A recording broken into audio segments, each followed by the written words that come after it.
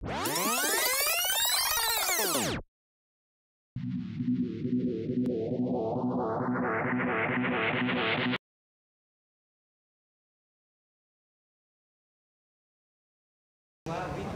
mercredi 1er juillet marquait la mise en place des premiers conseils citoyens à Montpellier.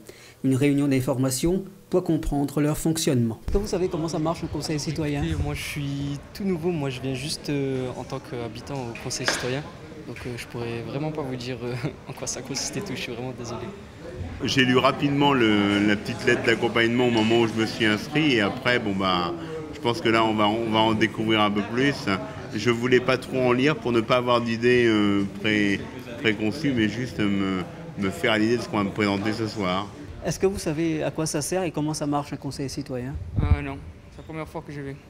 Le conseil citoyen, en réalité, c'est une sorte de mini-conseil territorial dans lequel les habitants se réunissent avec les acteurs sociaux, associatifs, pour discuter de projets qui les concernent. La majorité des conseillers représentant les 12 quartiers de Montpellier étaient donc réunis face aux élus.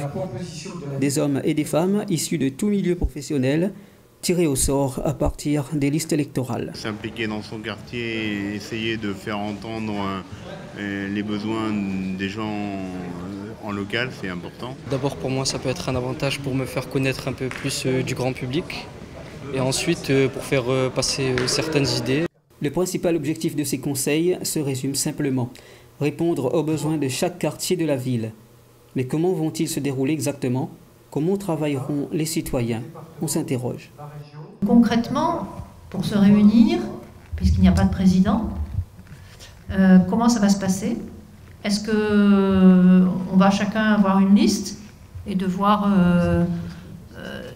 faire nous-mêmes le rassemblement? Comment on va faire pour organiser le budget, les différents moyens et tout ça? En fait, les conseils citoyens vont se réunir, vont faire des propositions. Elles seront confrontées aux projets de la ville et de la métropole.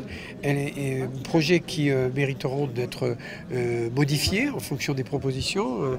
Et nous trouverons ensemble des solutions nécessaires pour à la fois conduire les projets de la métropole et à la fois intégrer les propositions des habitants qui, eux, ont l'expertise de la vie quotidienne, de l'usage, ce qui est très important pour une ville. Concevoir une métropole citoyenne avec des quartiers attractifs, valoriser l'esprit du vivre ensemble, tels sont les autres buts à atteindre.